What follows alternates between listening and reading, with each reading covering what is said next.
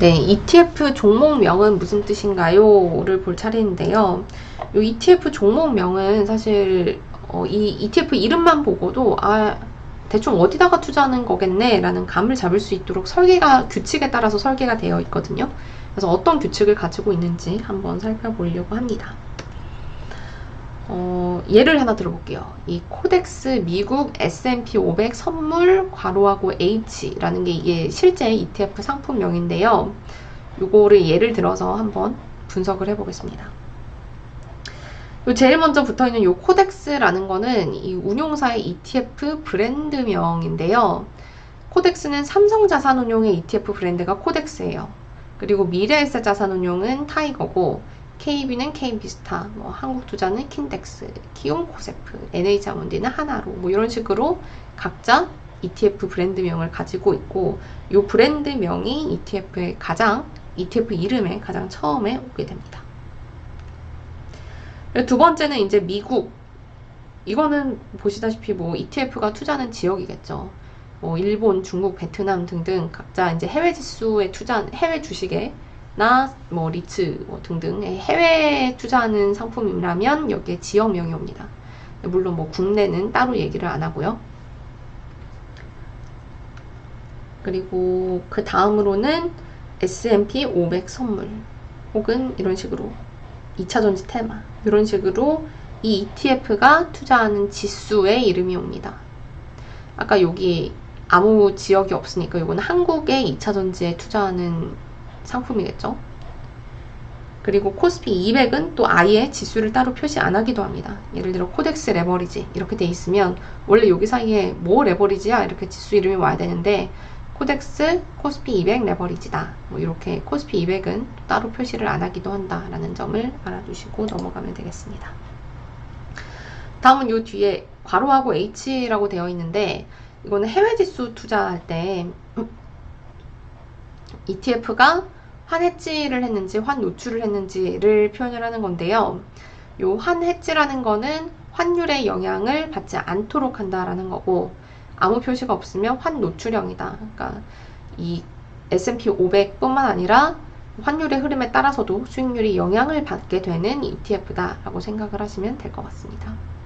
그리고 가끔 ETF 중에 이 괄호하고 그냥 H가 아니라 합성 H 이렇게 되어 있는 게 있는데요. 요거는 합성 ETF라는 뜻입니다. 이 합성 ETF라는 거는 보통 ETF는 그러니까 합성이 아닌 대부분의 ETF는 자산운용사가 실제 주식이면 주식 아니면은 선물이면 선물을 담아가지고 운용을 하는 건데요. 이 합성은 자산운용사가 실제로 본인들이 운용을 하는 게 아니라 증권사와 계약을 맺는 거예요. 그래서 예를 들어 코덱스 S&P 500 합성 H다 이렇게 되어 있으면은 자산운용사가 실제 S&P 500에 투자를 하는 게 아니라 증권사와 계약을 맺어서 S&P 500 지수 상승 혹은 하락폭만큼 수익을 주세요 라고 계약을 하는 거죠. 그래서 이 정해진 수익률을 증권사가 지급하도록 계약을 맺는 ETF를 뜻합니다. 그러니까 가끔가다 이렇게 합성 H 이렇게 되어 있는 걸 보면 얘는 합성 ETF고 환해지형 ETF구나 라고 이해를 하시면 될 것 같아요. 그 다음에 이렇게 레버리지, 인버스, 또 인버스 2X 이런 식으로 맨 마지막에 붙기도 하는데요. 요거는 ETF가 기초지수를 어떤 방식으로 따라가는지에 따라 다른 겁니다. 레버리지라고 하면 이 하루 등락폭의 2배만큼을 따라간다. 그러니까 코덱스 레버리지면 아까 여기 코스피 200이 숨겨진 거라고 말씀드렸죠. 그러면 코스피 200이 하루에 1% 오르면 얘는 이제 2% 오르고 1% 떨어지면 2% 떨어지게 되는 상품이다. 그리고 인버스는 역방향으로 추종하는 거다. 코스피 200이 하루에 1% 오르면 1% 떨어지고 반대로 1% 떨어지면 1% 수익이 나는 상품이라고 보시면 되고요.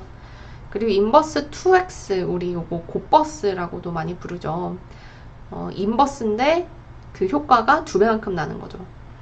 코스피 200이 1% 오르면 마이너스 2% 손실이 나고 2% 떨어지면 4% 오르고 이런 식으로 인버스인데 2배의 효과를 내는 레버리지 인버스 상품이다 라고 보시면 됩니다. 그럼 실제 약간 실습을 해볼게요. 이것도 이제 실제 있는 상품 이름인데요. 일단 맨 앞에 킨덱스. 아까 이 킨덱스는 한국투자신탁운용의 브랜드라고 말씀을 드렸죠. 그럼 킨덱스가 왔으니까 운용사는 한국투자신탁운용이겠구나. 그리고 중국 본토. 그러면 중국에 투자하는, 중국 본토에 투자하는 상품이겠네. CSI 300.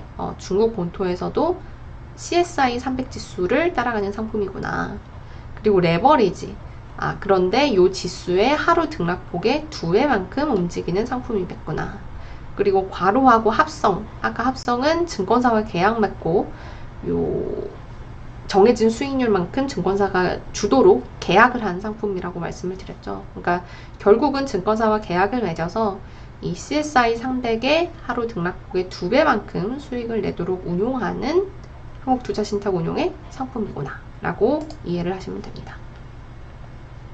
네, 이렇게 하면 ETF 상품명만 보고도 대충 이 상품은 어디서 운용하고 어디에 투자하고 또 어떤 식으로 움직이겠구나 라는 거를 예상을 해볼 수가 있는 거죠.